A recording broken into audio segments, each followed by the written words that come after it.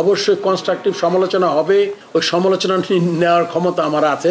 আমি আমার টেনিউর আমি এক্স্যাক্টলি জানি না কতদিন, সভাপতি থাকা অবস্থায় যতটুকু সম্ভব একটা সুন্দর সিস্টেম দাঁড়া করাতে চাই।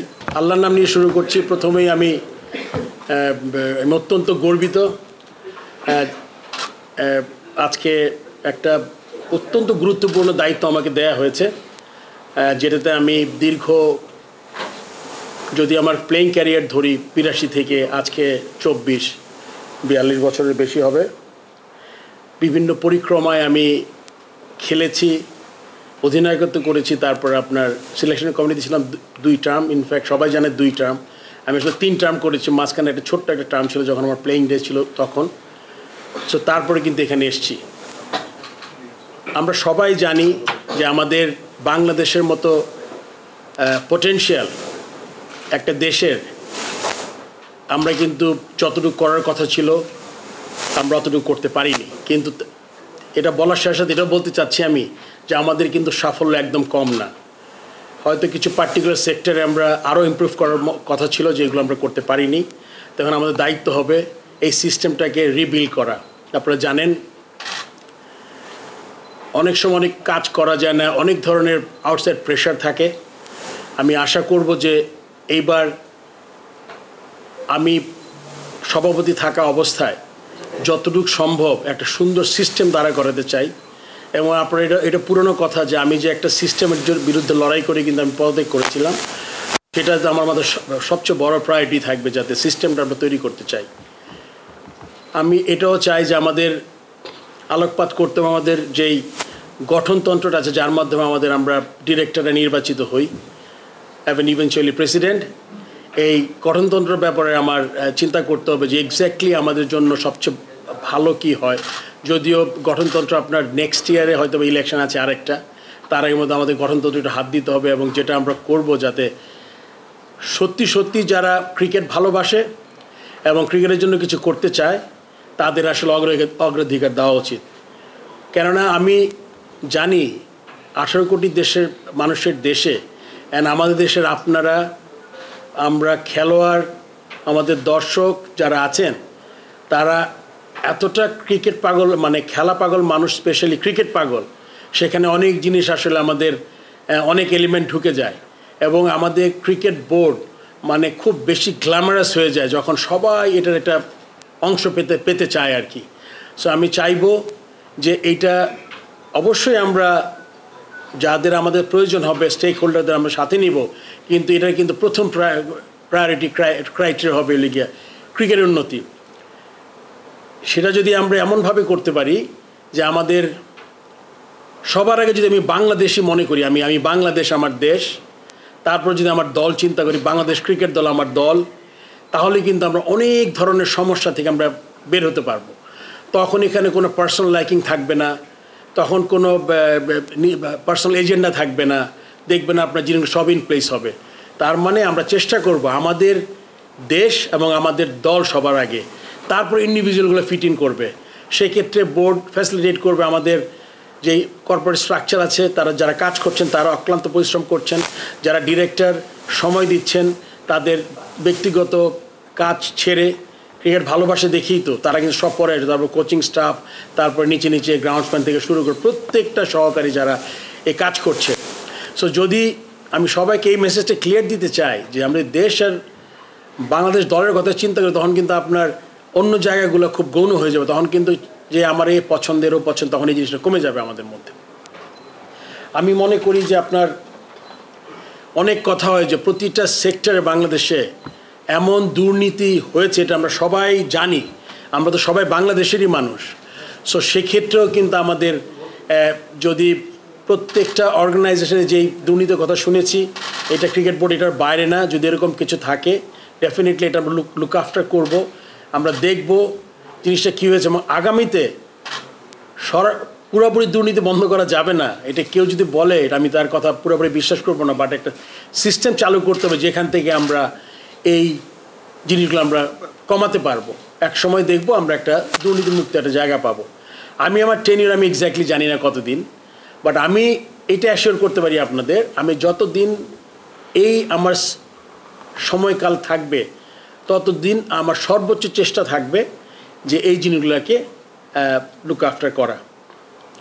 আপনি যদিও কোয়েশ্চেনের আপনি জিজ্ঞেস করবেন যে আমার প্রায়োরিটি কী, আমি কোত্থেকে শুরু করতে চাই, এখানে কিন্তু অনেক জিনিসগুলো ইনভলভ আছে। অ্যান্ড আপনি দেখেন আমার সাথে লোকজন কিন্তু তারা কিন্তু ক্রিকেটের সবার দীর্ঘদিনের অভিজ্ঞতা। কেউ আছে ঠিকমতো কাজ করতে পারেনি, কেউ কাজ করে স্পৃহা কম ছিল। আমি আশা করব যারা কাজ করার যাদের আগ্রহ কম তাদের আসলে শুধুমাত্র বোর্ডে থেকে বোর্ডের ডিরেক্টর এইটা আসলে এই পরিচয়ে পরিচিত হওয়ার জন্য এটা গর্ব করার মতো কিছু হবে না।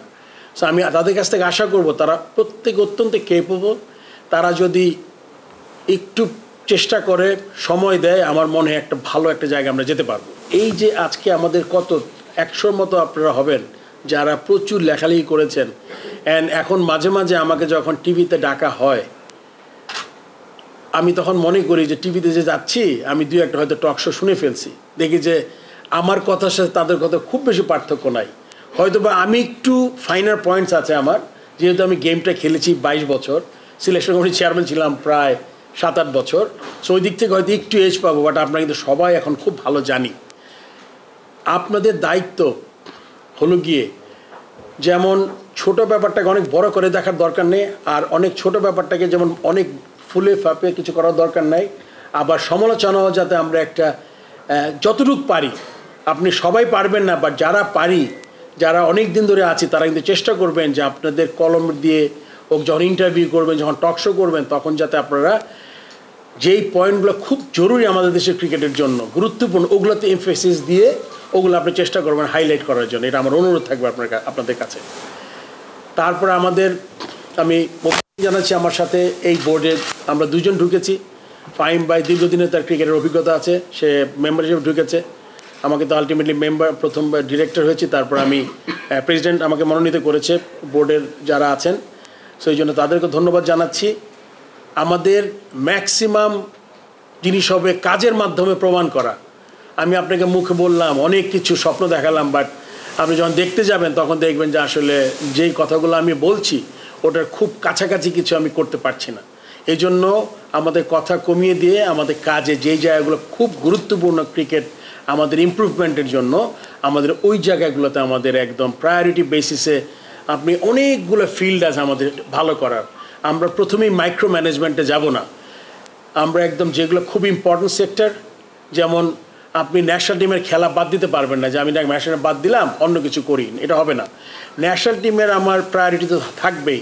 At the same time game development, HP, তারপর আপনার যেই জিনিসগুলো আছে ফ্যাসিলিটিস, তারপর আপনার ওইদিকে গ্রাউন্ডস, এই জিনিসগুলো যে 4-5টা আছে যেটা হলে গিয়ে ক্রিকেটের ইমপ্রুভমেন্টের জন্য অত্যন্ত গুরুত্বপূর্ণ, এই জায়গাগুলোতে আমাদের ফোকাস করতে হবে। সো দ্যাট আমরা যাতে আজকে এখানে বসে যাতে 3-4 বছর পরও যাতে আমাদের সেম কথা বলতে না হয়। আমাদের ডোমেস্টিক বেটার করতে হবে, আমাদের পিচ ভালো করতে হবে, আমাদের এসপি টিম থাকতে হবে, এই টিমের বেশি ট্যুর থাকতে হবে, এটা আমরা চেষ্টা করব। অনেক পারিপার্শ্বিক ব্যাপার থাকে, ইচ্ছা করলেও কিন্তু যারা দিন কাজ করেন তারা কিন্তু অনেক কিছু চেষ্টা করলেও হয়নি, আবার অনেক চেষ্টাও ছিল না হয়তো বা এনাফ। সো আমরা চেষ্টা করব, যদি আমাদের এখন দলটা 10 জনের, আরও অনেকজন হয়তো বা দেশের বাইরে আছেন, কোথায় আছেন, এই যেটাই আমাদের আছে এইটা নিয়ে আমাদের এগিয়ে যেতে হবে। এই জন্য এই থেকে আপনাদের সহযোগিতার খুব জরুরি আমি মনে করি। আপনারা যদি সহযোগী করেন তাহলে আমার মনে হয় যে আমাদের যেই ভ্যাকিউমটা একটি সৃষ্টি হয়েছে খুব তাড়াতাড়ি কেটে যাবে।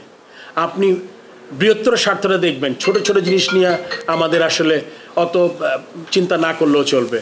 এই জন্য সবাইকে বলছি আমাদের সাহায্য সহযোগিতা দরকার। আমি জানি অনেক নতুন ফেস এসছে, আমি হয়তো 8 বছর আগে যখন ছেড়ে গেছি তার মধ্যে আছে 20-30%, অনেক নতুন আসছেন আপনাদের সাথে দেখা হবে আমার সাথে। এখন হয়তো বা আমার প্ল্যানিংটা আসলে হবে পিছন থেকে বেশি, সামনের থেকে কম। আমি যে ডিপার্টমেন্টগুলো আমার দরকার সেই ডিপার্টমেন্টগুলো আমি করব। সো সবাইকে অনেক ধন্যবাদ আজকে আসার জন্য, আর সবাইকে অনেক ধন্যবাদ বাংলাদেশ ক্রিকেটে দীর্ঘদিন ধরে সাপোর্ট করার জন্য। আমরা খারাপ খেলার সময় আপনারা আছেন, ভালো খেলার সময় আছেন, এই জিনিসটা খুব গুরুত্বপূর্ণ। অ্যান্ড এই জিনিসটা ধরে রাখতে হবে আমাদের দর্শকদের অনেক ধন্যবাদ, যারা আমাদের অনেক টাফ সময়, কিছু তো অসুবিধা হবে কিন্তু ম্যাক্সিমাম সময় কিন্তু আমি যতটুকু দেখেছি আমরা খারাপ করলেও কিন্তু বাংলাদেশ টিম বলতে কিন্তু তাদের মধ্যে এখনও একটা দেশপ্রেমিক বড় ভাব আছে, যেটা আমরা দুনিয়াতে যখন বাংলাদেশ টিম খেলতে যায় তখন দিন আমি দেখতে পাই। সো আমি আর বেশি বড় করব না, আমি চাই যে একদম টু দ্য পয়েন্ট আপনারা চিন্তা করে আপনারা যে কোয়েশ্চেনগুলো আজকে প্রথম দিন, আমি আশা করব যেহেতু আজকে আমি ম্যাক্সিমাম কথা বলছি এই জন্য আপনারা কোশ্চেনের পরিমাণটা কমিয়ে দিন। আজকে আসলে অত বড় প্রেস কনফারেন্স আমি না, আপনারা মিট করতে চেয়েছেন, আমি নতুন জয়েন করেছি এই জন্য আমরা অনেকে গিয়েছিলেন ক্রীড়া মন্ত্রণালয়ে, যেহেতু সবাই যেতে পারেনি, কিন্তু আপনারা যারা ওখানে যেতে পারেননি তাদের জন্য কিন্তু মেইনলি সবাই যাতে হয় সবার জন্য কিন্তু আমরা আজকে এই ক্রিকেট বোর্ডে আমরা প্রেস কনফারেন্সটা করছি। তো সবাইকে ধন্যবাদ আসার জন্য, সাপোর্ট করবেন, অবশ্যই কনস্ট্রাকটিভ সমালোচনা হবে, সমালোচনা না হলে কিন্তু কোনো দিনই কোনো জিনিস ভালো দিকে যাব না, ওই সমালোচনা নেওয়ার ক্ষমতা আমার আছে, আমি আপনারা ওইটা চিন্তা করবেন না। আমাদের যে বৈষম্য বিরোধী ছাত্র আন্দোলনে যারা আমাদের প্রাণ হারিয়েছে ছাত্ররা, এটা একটা অসম্ভব অবাস্তব জিনিস ছিল, যেটা আমাদের সবার জন্যই 3 সপ্তাহ আমরা জাস্ট যারা একটু চিন্তা ভাবনা করি, যারা আন্দোলনে অংশ নিয়েছেন তাদের কথা আলাদা, যারা আমরা বাসাতে ছিলাম সবসময় খেয়াল করি যে তাদের জন্য খুবই দুঃখজনক ছিল, মানে এটা বাংলাদেশ হিসেবে কোনোভাবে মানতে পারছিলাম না, বাট হয়তো বা এরকমভাবেই শেষ হওয়ার কথা ছিল জিনিসটা। এই জন্য আমি সবাইকে অনুরোধ করব যে আমরা একটু দাঁড়িয়ে 1 মিনিট একটু সাইলেন্স করব, একটা ঘড়িটা দেখতে হবে আমাদের, সবাই একটু দাঁড়িয়ে তাদের আত্মার মাগফিরাতের কামনা করে আমরা স্টার্ট।